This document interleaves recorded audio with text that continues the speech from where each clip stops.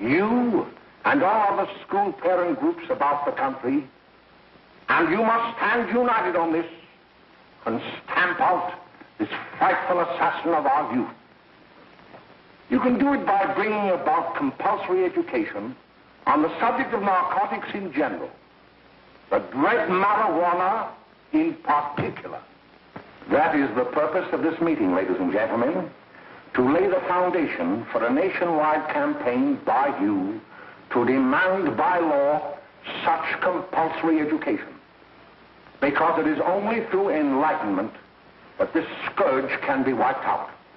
Out of the traffic in these drugs, a lawlessness that we can scarcely estimate has grown and is now flourishing.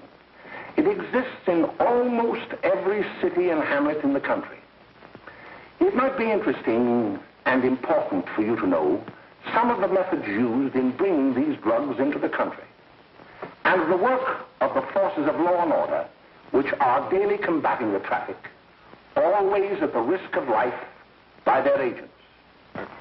This ceaseless fight against the drug traffic is directed by the Department of Narcotics, Washington.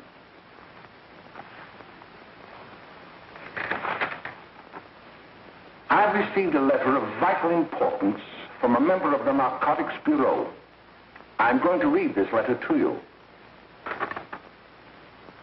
My dear Dr. Carroll, the suppression of the use of marijuana and of the forces lurking behind it are the most important jobs this department is now engaged in. At the outset of this letter, there is one vital fact I would like to submit. There is a powerful agency. I speak of the school parent associations of this country, which can be invaluable in stamping out this scourge. Their help, their eternal vigilance, could be the deciding factor in our fight against it. The weed marijuana is grown in every state in the Union. Recently, in the city of Brooklyn, New York, a field of marijuana was found behind a tenement court. The weed was here being cultivated, regularly stripped and dried and sold in schools and at government army posts in and around New York. The dried leaves and berries are ground up and made into cigarettes by a simple hand machine. The deadly narcotic is thus quickly and easily prepared for its market. The sale of marijuana is even more difficult to detect and halt than the traffic in drugs such as opium, morphine, and heroin. They are hidden in fake jewelry cases, in the heels of shoes, women's shoes especially, because the drugs can be secreted in false heels. Hollowed shaving brushes are another medium. Books with false centers are often used. Watch cases are convenient hiding places. The value of drugs thus seized is enormous. Recently, a huge supply of heroin was taken.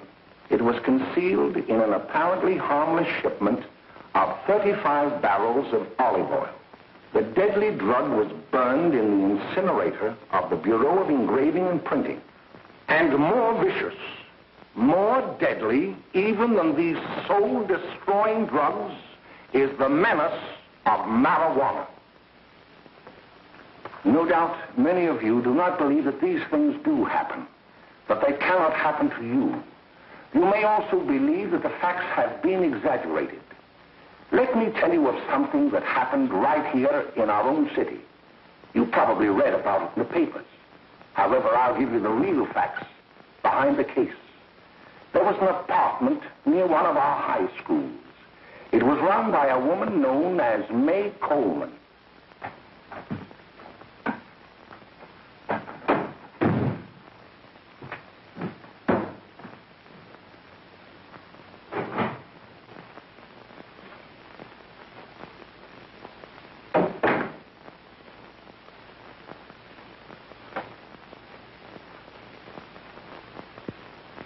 Hey, come on, May, get up. What time is it? Time to get up and give this place a going over. Looks like the Marines had landed. Oh, that bunch last night was high enough to take over the Marines and the Navy. You better get on the job. Some of the kids may be up this afternoon. Oh, Jack, we can get along without dragging those young kids up here. Oh, why don't you button up your lip?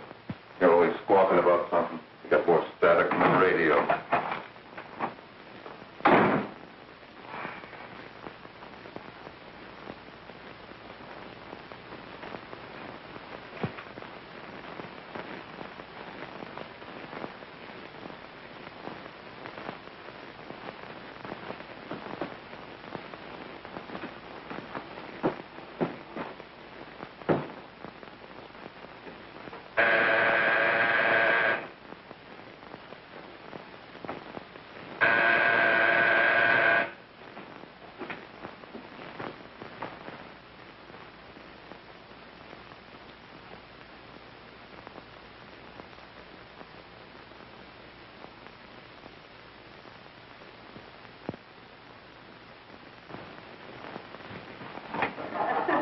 Oh, greeting.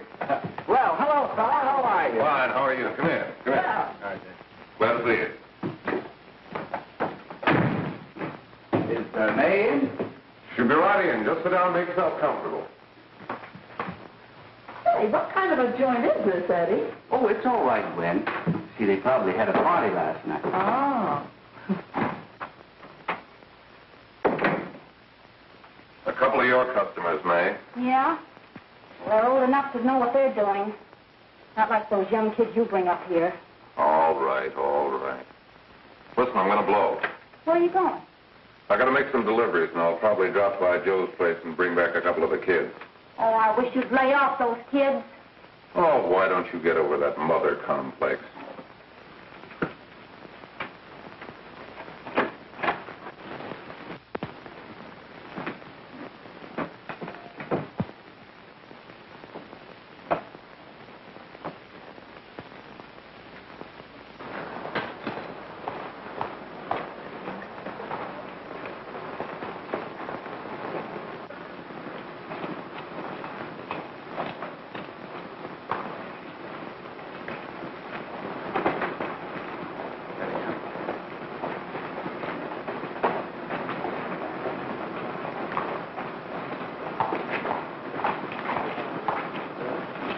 Oh, by the way, Ralph, I'm sort of getting a little party Saturday afternoon over at my grandmother's. You know, the place with the swimming pool? Like to come? Thanks, Eddie. Maybe I will. I'd sure like to have you. Okay, I'll probably drop over. So long, Ralph. See you later. Hey, Ralph. Hi, kid. Fine, Jack, and you? Oh, great. Where you headed? Oh. Hey, how do you like that?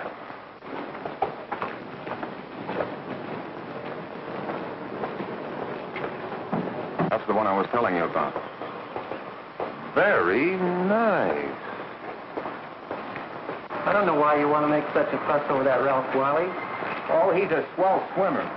He made the freshman team that year he went to college. Yeah, and that lets him out. My dad knows his family. None of them are any good.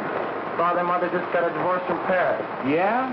You know, Ralph runs around pretty much on his own. He's been in a couple of jams. Well, I only kind of say hello to him. I don't go around with him. Well, you better not. He's a little too old for it. That's what my dad said. Hello, Mary. How are you, Bill? How are you, Ralph? Oh, hello, Ralph. You know my brother Jimmy, don't you? How are you? Well, I'd like you to meet a friend of mine, Jack Perry. Mary, Bill. no. How do you do? Glad to know you. We're going over to Joe's place. Why don't you come along? We have a date to play a set of doubles. Oh, you can play anytime. Come on, we'll have some laughs. Oh, we can't today, Ralph. Some other time. Can I go along with you? Sure. Hey, I'll see you at dinner, sis. Don't be late, Jimmy.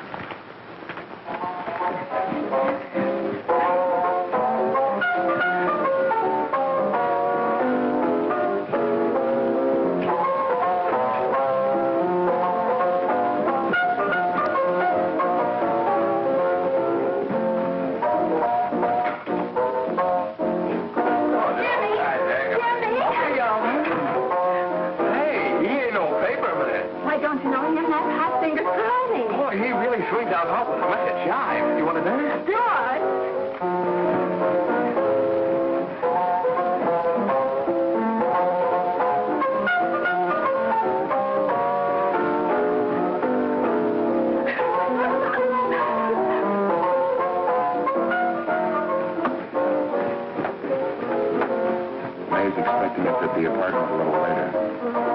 Any new prospects? Maybe.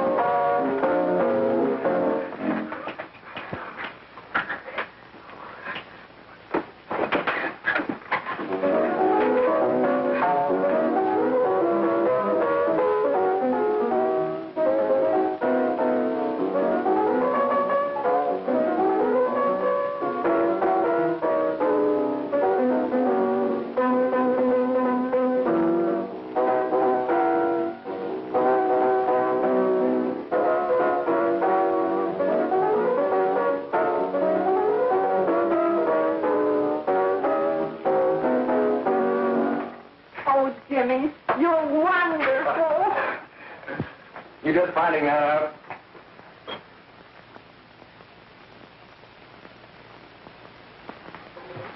Why can't we go now? Sure.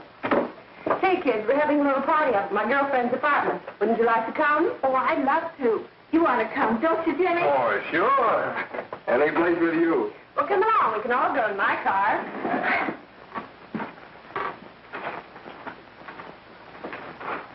See you later, Joe. Tom.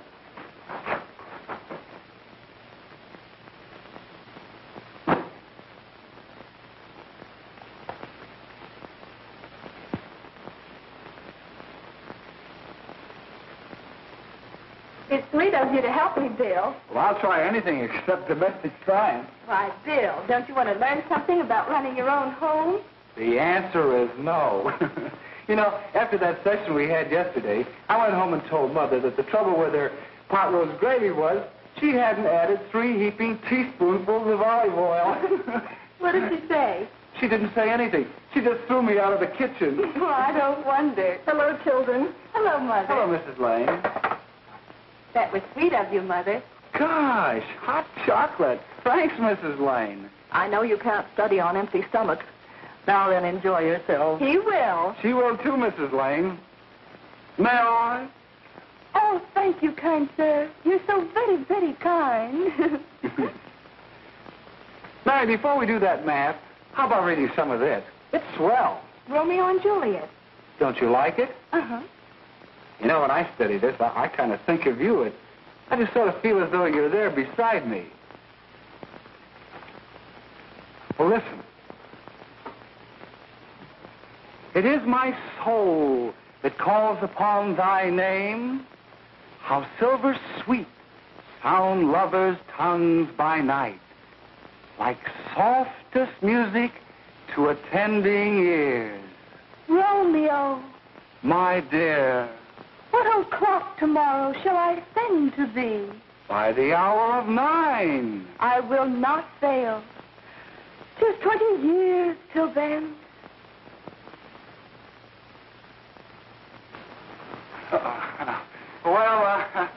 I'll see you tonight, Mary. Bye, Mrs. Lang. Goodbye. Goodbye, Bill. So long. Gotcha.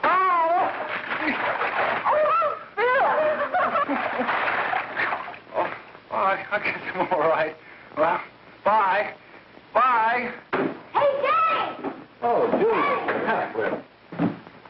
Hey. Hey, Dad, you got anything for me? Well, there should be. Don't bother your father every night. Have you? There you are. What made you so late, Bill? I was getting worried. Well, I had to study, Ma. He was not. I saw him out walking with his girl. Bill's got a girl. Got a girl. Ma, make him cut it out. Junior, Well, Bill has got a girl. quiet. And put that candy away till after dinner. Henry, you shouldn't have given it to him. Well, he has got a girlfriend, and her name is Mary. Yeah, I'll shut you up. Bill, Junior, put that carriage on. Junior! Oh, that's a little one out of there. All right there, young. Mary's little Ann. Mary's little Ann. I didn't mean to Bill honest, I didn't. Oh, well, what I'm burned up about is it just didn't say Bill had a swell girl. Gee, it must be love. She'd have to be swell for you to like her. Uh-huh. Sounds like you want something. Come on, what is it? Well, it's my model airplane. It won't work. Gosh, Phil, you could fix it. You can fix anything. Okay, I'll fix it. Dad, read me 26, will you? Yeah, here we are. You see? Oh, hello, Jimmy. Mary told me to wait and tell her she had to go home. Her mother wanted her to go to the dressmaker with her. Oh, thanks, Jimmy. Must be getting grown up. I see Mary let you have the car. Yeah. I take you any place? Well, I wasn't going any place in particular. Well, then, how about driving you over to the show's place with me? I'll buy you a soda. I never drink that stuff. Well, gee, I'll buy you something else. Okay, you're on the hook for one root beer. Well.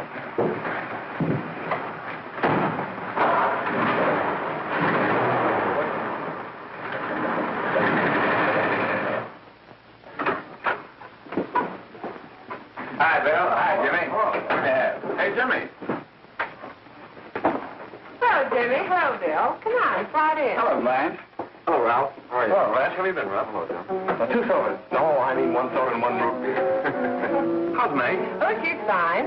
We're going up to her apartment a little later. Couldn't Bill come along? Mm-hmm.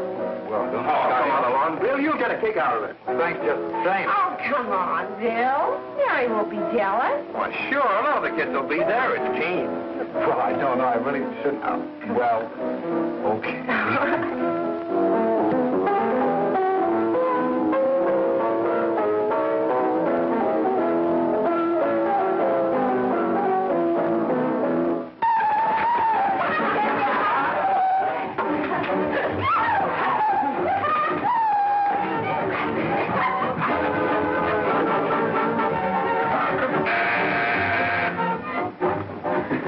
Hi, kid. Hello, Jack. What do you say?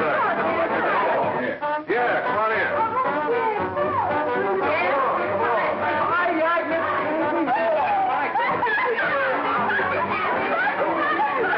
Come on, Bill. Don't stand there.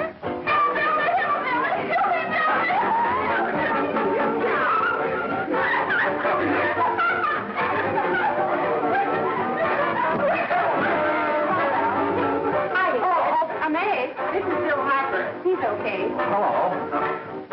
Well, if you say so, it's all right with me. I'll be back in a minute. Hi, kids. How you doing?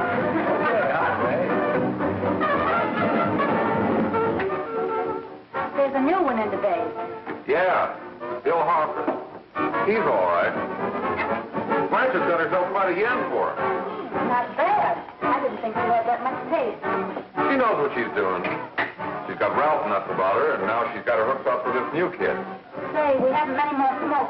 You better run over and get some. Why couldn't you find that out when I was here this morning? Now I've got my car in the shop. Well, what of it? That kid out there, Jimmy, he's got a car. He'll take you. Come on, get going. Hurry up.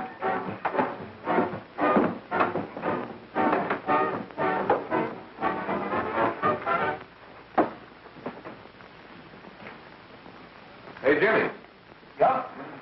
I've got to run over to Cedar Avenue for a minute. You've got a car, haven't you? Why, yeah, my sister. Mind giving me a lift? Why, sure. Come on. Okay.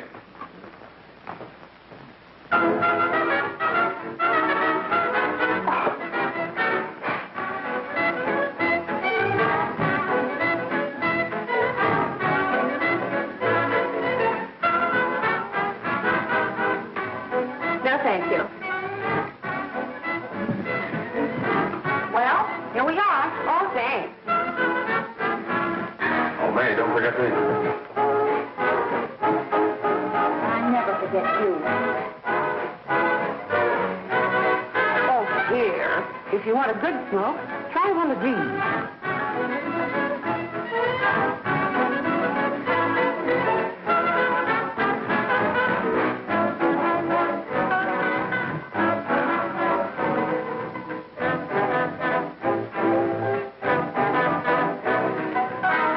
I thought you were a flirt. Of course, if you're afraid.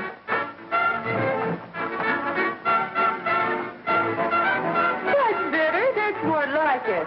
I know you like that. Really, you will. Now just take a puff of that.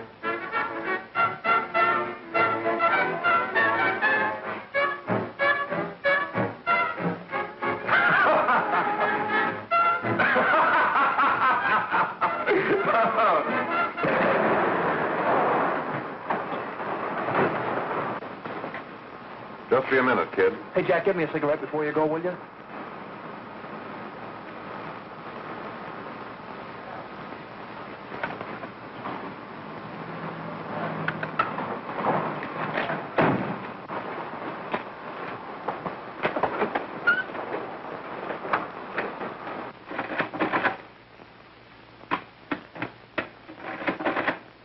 Hello, Jack. Hi, boss. How's business? Getting better every day. Those kids sure go for it. Swell. Had to run over for a couple more cartons. Ran short today. All right. Yanni, that's 10 gross for Jack Perry. Who? Pete Daly. All right, send him in. It's all right, stay where you are.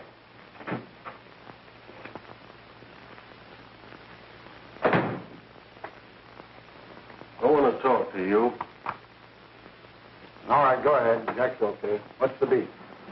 Listen, you never heard no beef when I had to sell that rotten gin. You're after the dough, aren't you? Yeah, but I don't need dough that bad. Taking two-bit pieces from kids. There are millions of two-bit pieces just begging to be taken. Don't be a dope. I'm just dope enough to draw the line selling up to kids. All right, Pete. You know what my policy has always been. If the boys are not satisfied, I'm always glad to have them retire. Retire permanently. So long.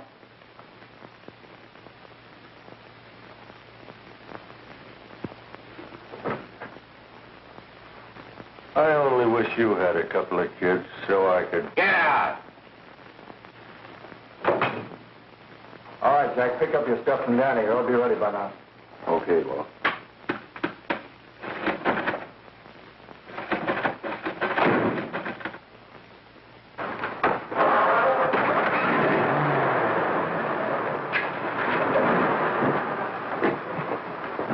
Let's go, Jack. I'm red hot. Better be careful how you drive it. The first thing you know, you'll be ice cold.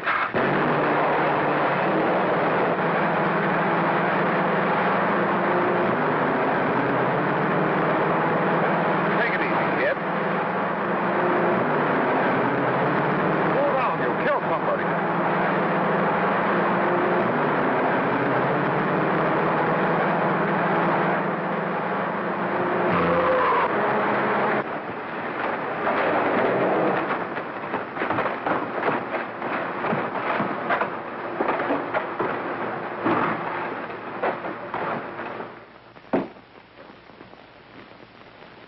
Mary, you're not eating your breakfast again.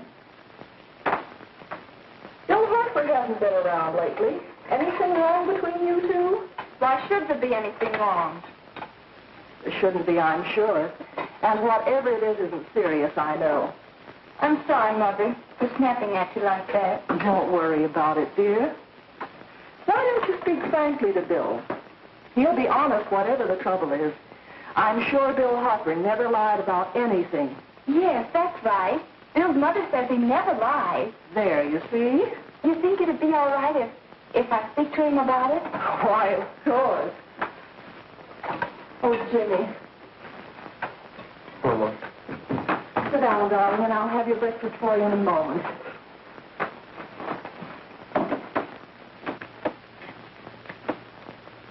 Jimmy, What have I got to worry about? why don't you tell me? Oh, for Pete's sake, don't start to cross-examine me, will you? I'm all right. Jimmy! Don't let Mother see you like that.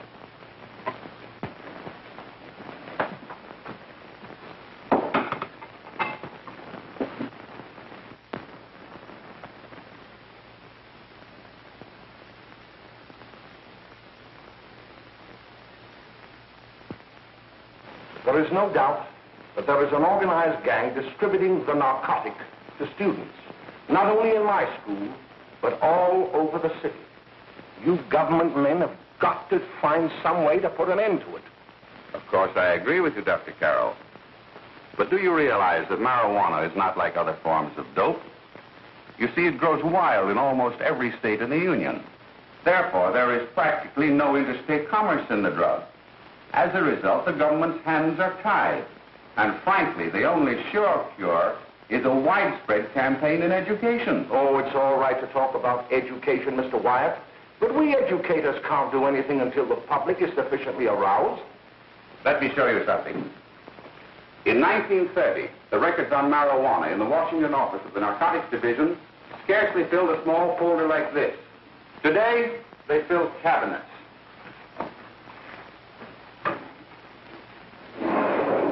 All these devoted to marijuana records. Here is an example. A 16-year-old lad apprehended in the act of staging a holdup. 16 years old and a marijuana addict. Here is a most tragic case. Yes, I remember. Just a young boy. Under the influence of the drug, he killed his entire family with an axe. Then there is the most vicious type of case. Here, in Michigan, a young girl, 17 years old, a reefer smoker, taken in a raid in the company with 5 young men. Here is a particularly flagrant case. Yes, I remember. The newspapers made quite a play of it. In West Virginia, wasn't it? Yes. And there are hundreds of them coming up, new ones every day. I'd like to take these records, if I may. I feel they would be of invaluable assistance to me in combating the evil in my school. You're very welcome, Dr. Carroll. Thank you. Sit down, Bill. There seems to be something wrong. What is it? You were always a fine student. You always had excellent grades. Well, I guess the work is getting a little harder, Dr. Carroll. No, it isn't that. Bill, I'd like to help you. But of course I can't unless you let me. You're undermining your health. Well, there's nothing, Dr. Carroll. Really, there isn't. I'll study harder, honest. Honest? If you were being honest with me and honest with yourself, I'm afraid you'd tell me an entirely different story. Bill, I'm going to ask you a straightforward question. And I'd like to have a straightforward answer. Yes, sir. Isn't it true that you have, perhaps unwillingly, acquired a certain harmful habit through association with certain undesirable people? Well? Oh, no, sir, I haven't, Dr. Carroll. Well, that is, you see, I'm worried about something at home. All right, my boy. We'll just have to let it go at that. But remember, if you ever want to confide in me, no one will ever be the wiser. Well, thank you, Dr. Carroll.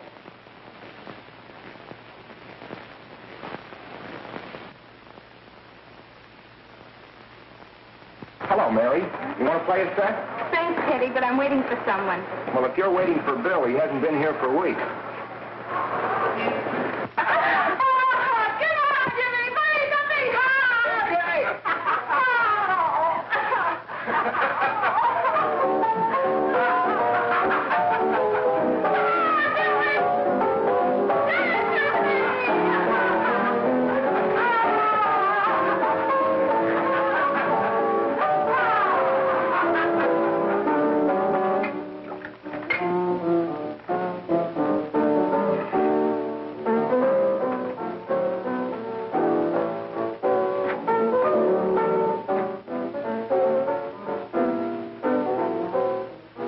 Take that new kid long to catch on. Don't take any of them long.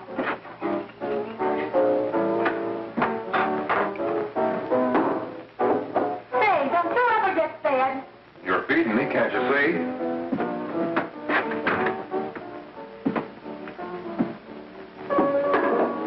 Give me that with a fork, will you? Get it yourself.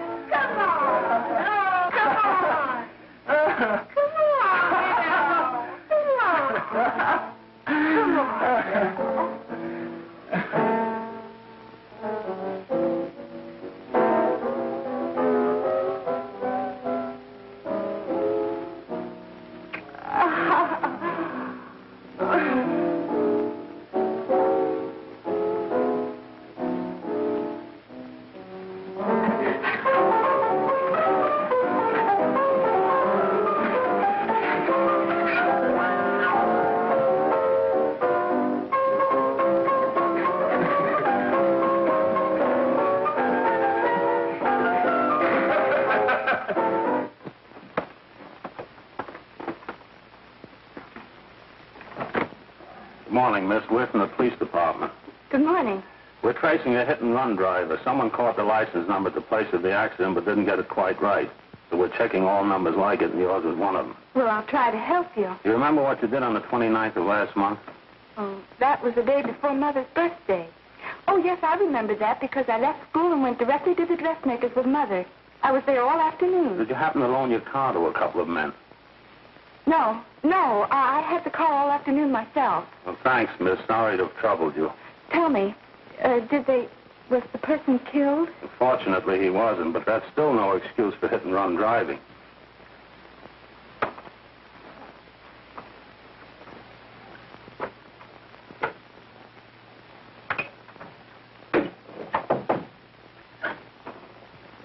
Has Jimmy Lane been here today?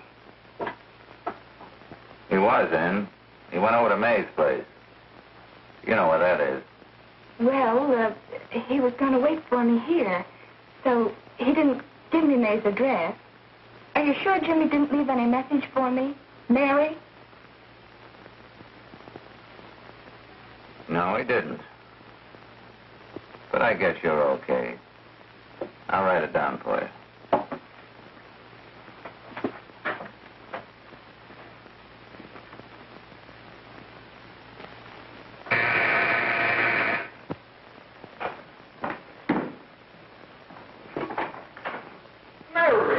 Come right in. Is Jimmy here? Oh, why, he's around somewhere. I think he went out to take Agnes home, but he'll be right back. Come in and sit down, Mary. And let me take your coat. Who's the new kid just came in?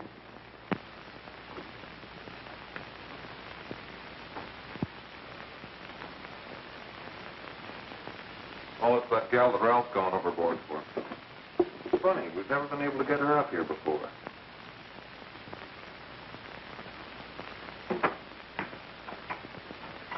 Hey, scram, will ya?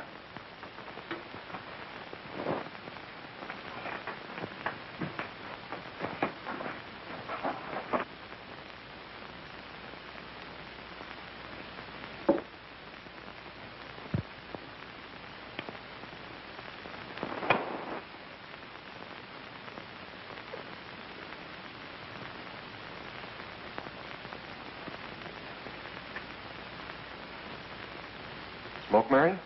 Thanks. Are you sure Jimmy will be back soon? Sure, any minute.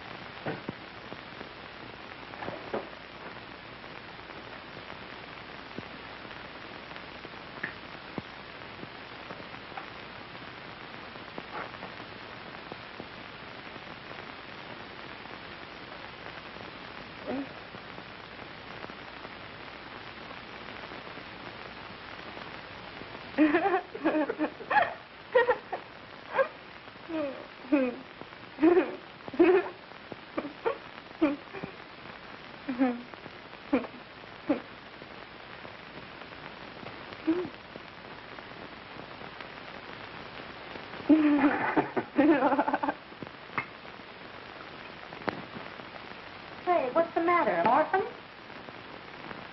Where do you put it? You got a hollow leg? Thanks, dear.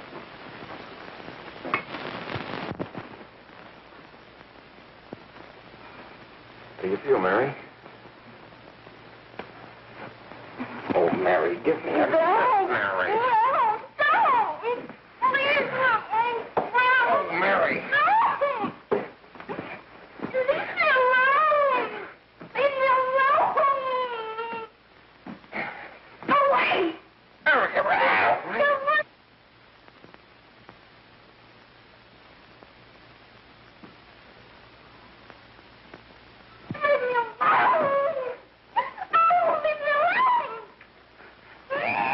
Everything's all...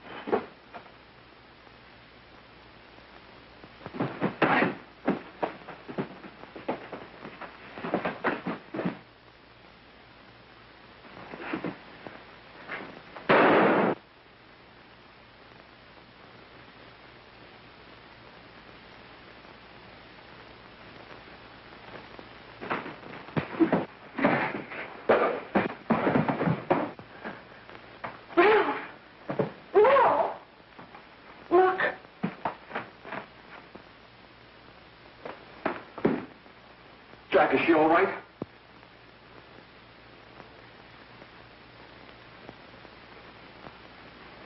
She's dead.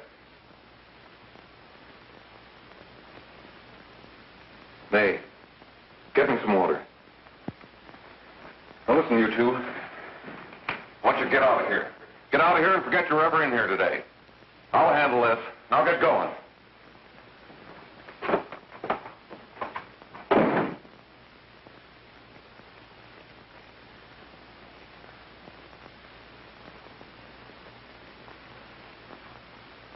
Give it to me.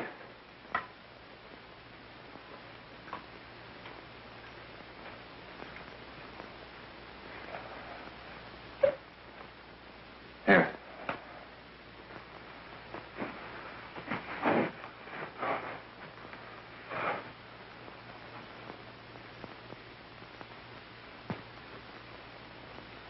Harry.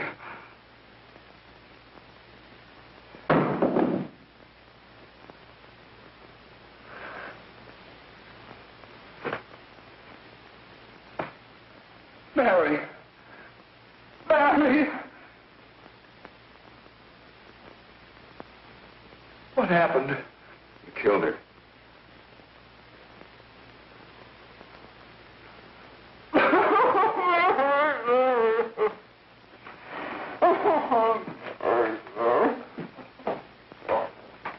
Look. After I scram, you call the cops. And this is your story. Remember it. These two kids came up here for a couple of beers. You were out in the kitchen, you heard the shot. When you got in here, that's what you found. Just stick to that story. Mary! Mary, speak to me. Mary!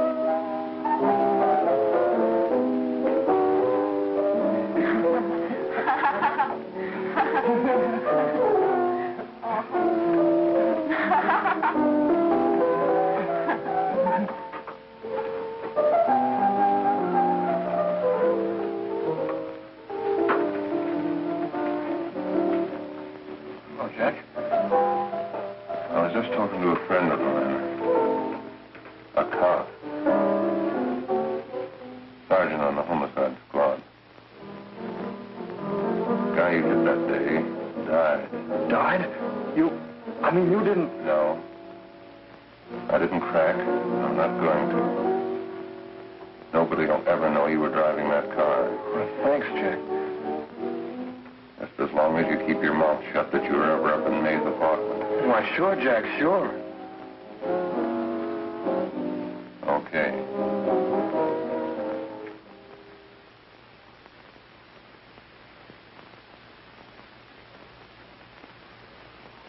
Your Honor, I'd like to recall Dr. Alfred Carroll to the stand. Call Dr. Alfred Carroll to the stand.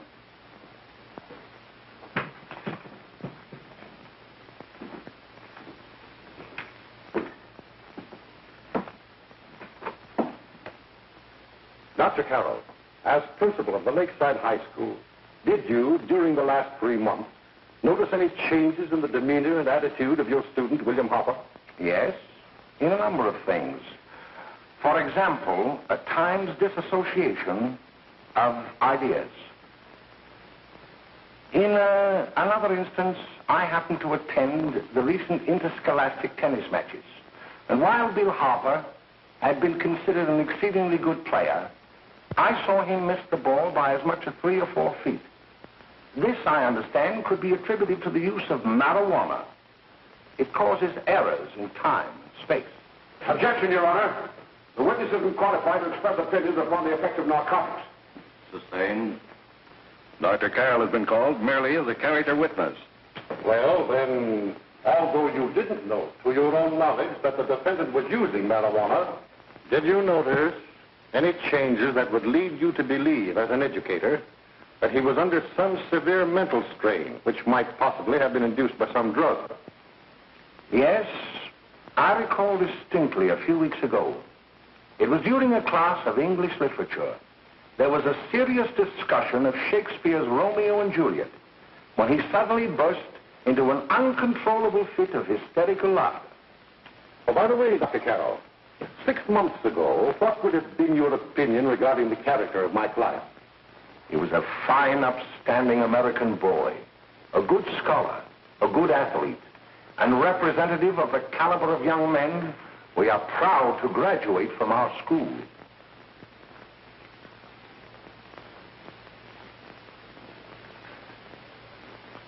Oh, snap out of it, will you? It's not our fault. Why'd I ever bring him up there anyway? He's just a kid. I can't hang him. Shut up, shut up! Why don't you let yourself go? Talk. Go off your nuts and have me that way, too. It was his own fault, wasn't it? Shut up! They've got us hidden out, haven't they? The cops can't find us. Jack, I want to get out of this place. You're going to stay here as long as we have to keep those two out there undercover. Until the trial's over. The boss gets a better idea. But they're getting on my nerves. It can't last much longer. I'm not worried about her.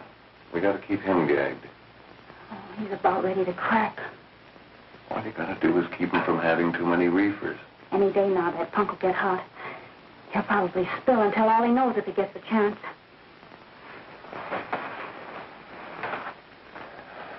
I don't think he'll get it. I'll see you later. Where are you going? I'm going to see the boss.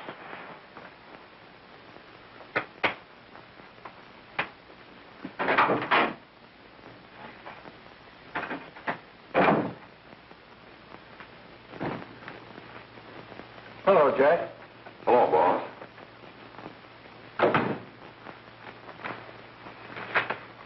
What are we going to do about that Wiley guy?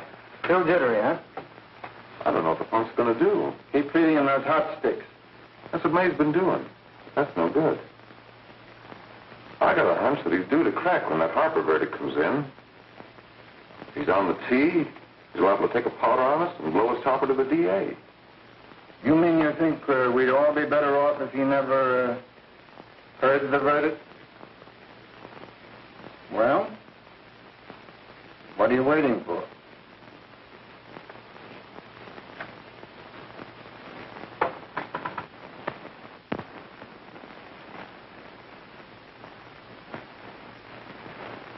You, ladies ladies and gentlemen of the jury, have a duty to perform. A duty to yourselves and to our community. Mary Lane is dead. The evidence you've heard at this trial could not have failed to convince you of the guilt of the defendant. By his own admission, he pressed the trigger of the weapon that sent lovely and innocent Mary Lane to a tragic and untimely death. We are not so much concerned about the motives behind the deed as to the deed itself. While the defendant has told you that he saw someone attacking Mary Lane and that his mind went blank from that moment on, the defense has been unable to produce one witness to substantiate that statement. Now, ladies and gentlemen of the jury, you've heard able men testify at this trial, men who have tried to bring out the fact that the defendant might have become momentarily insane when he fired the shot that killed Mary Lane. But the defense has been unable to prove that he was insane. William Harper was sane when he visited the apartment where the tragedy occurred. He was in the habit of visiting the place. He was sane when he went into a bedroom with another young woman. You've all heard what went on in that room. You heard it from the defendant's own lips. Involved as he was in a tawdry love affair, Mary Lane was in the way. She had found him out. In a moment of anger, he deliberately and willfully killed her. If such deeds are permitted to go unpunished, this community would cease to be a decent and safe place for us or our children to live. I do not believe I have to plead or even demand that you bring in a verdict to punish the defendant for the crime that he has committed against society. You are upright citizens. That is why you were chosen to judge another. And as honest, upright citizens, there is only one verdict which you can find, and that is a verdict of guilty. And this court will be adjourned until the jury's verdict is reached.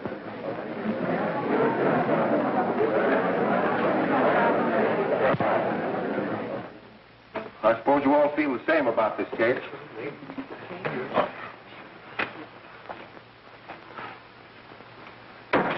But he might have been insane when he did it. No, he wasn't. He knew what he was doing.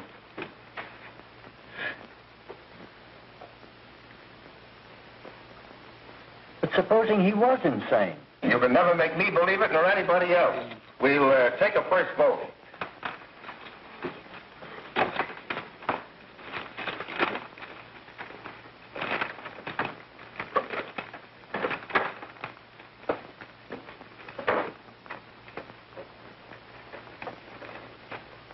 For conviction, 1 for acquittal.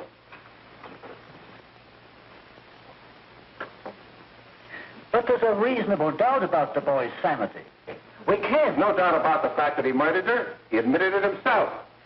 That wasn't the first time he was there.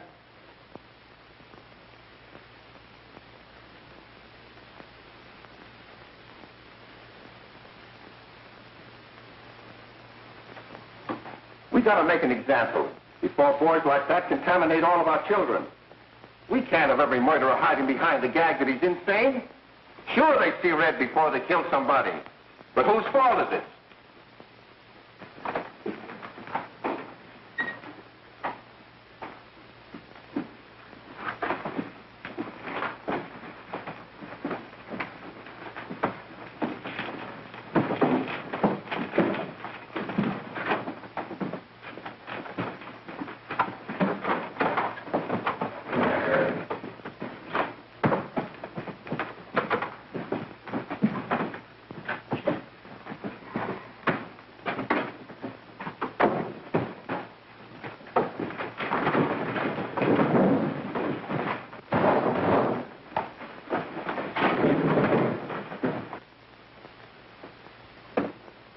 Have you reached a verdict? We have. The defendant will rise. What is your verdict? We find the defendant guilty, discharged.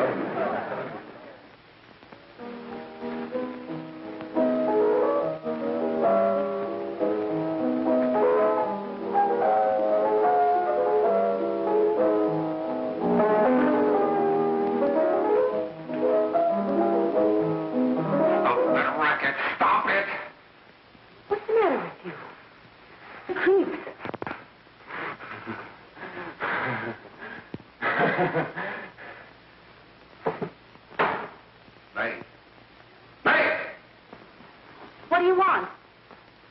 Bring me some reefers.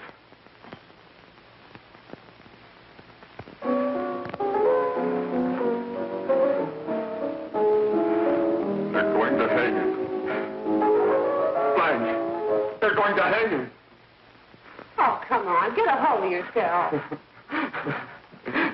Here you are. Now, quit that crazy laughing. Where's Jack? I want to get out of here. They'll pick you up and hang you if you don't pipe down. I want to see Jack. Jack. I want to see Jack. Jack. You'd better quiet him. I can't do anything with him.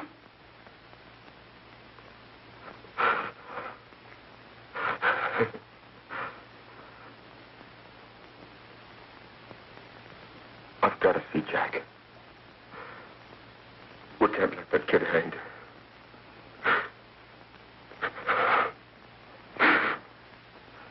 He'll be here. Don't worry. He'll be here in a little while. I've got to see him. You've got to see him.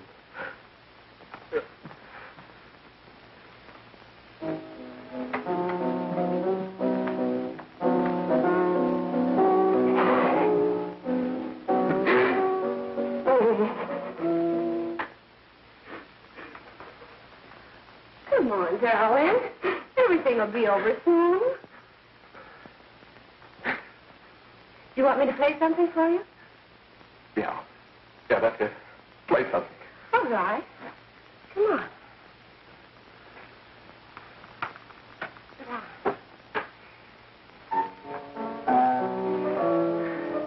Honey, give me a smoke, will you?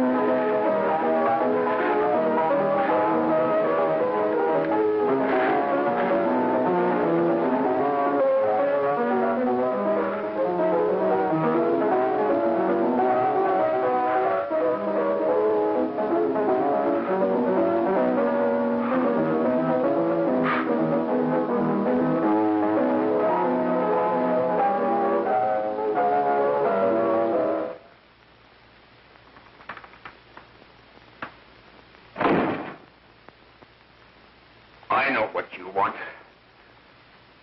You want to kill me. You're crazy. Take it easy, kid. I just want to talk to you.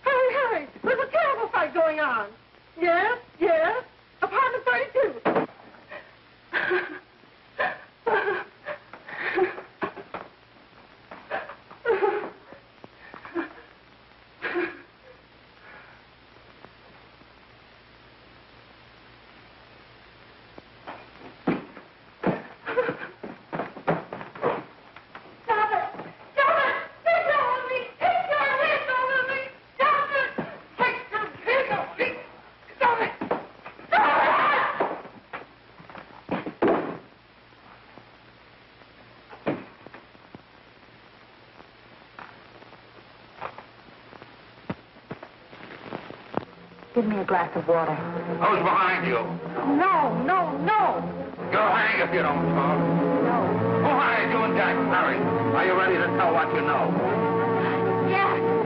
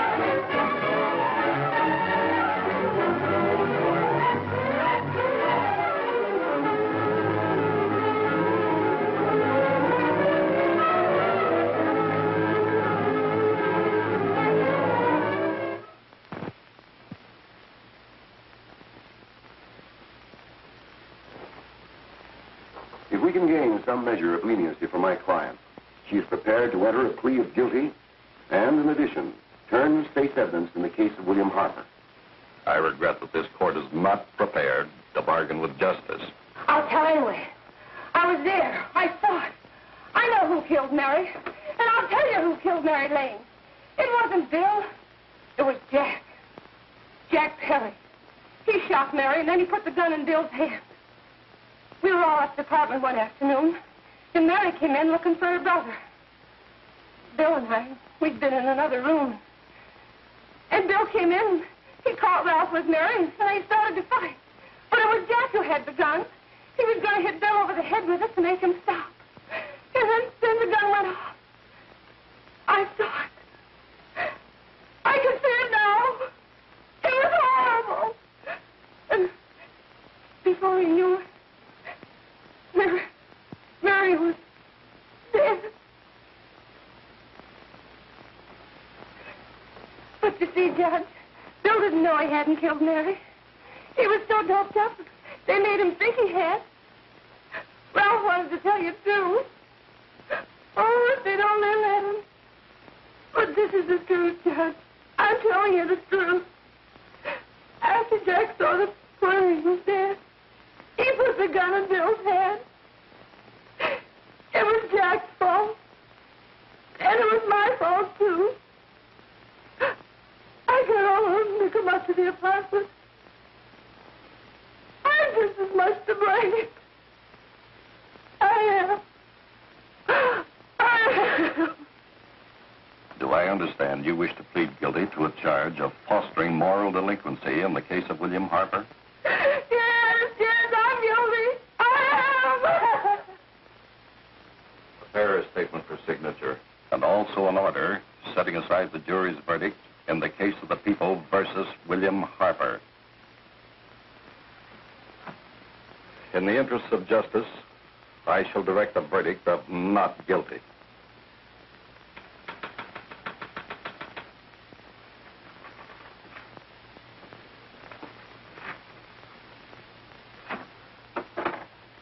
Sign here, please.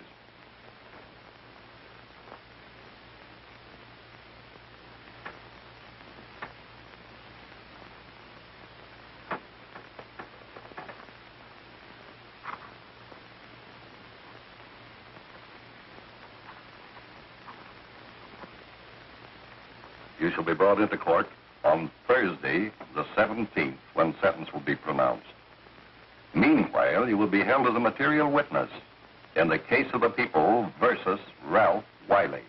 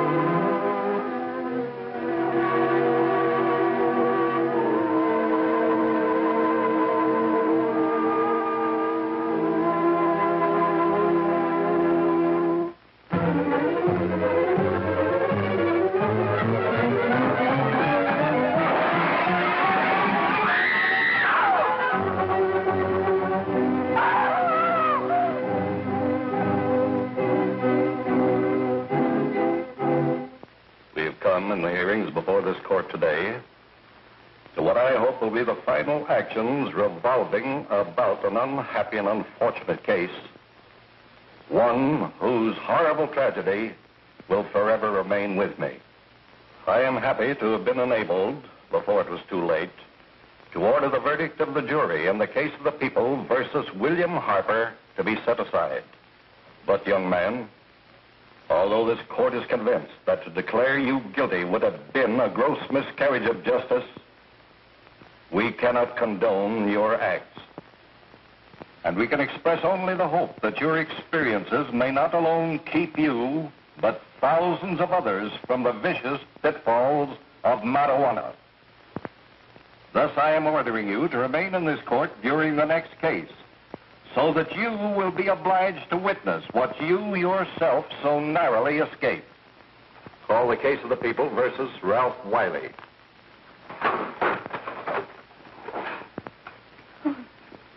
Bill. Bill.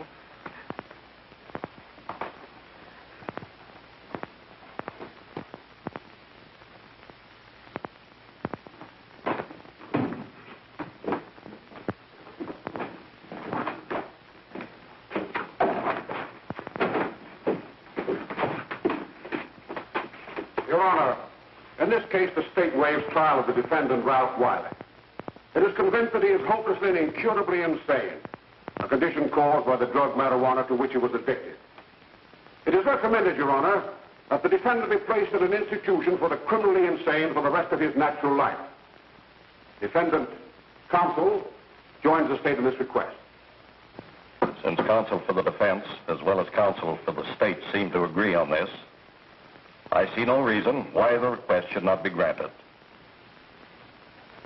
Yes, that happened right here, to your neighbors. It is not too much to say that in your hands lies the possibility of averting other tragedies like it. We must work untiringly so that our children are obliged to learn the truth, because it is only through knowledge that we can safely protect them. Failing this, the next tragedy may be that of your daughter, or your son, or yours, or yours, or yours.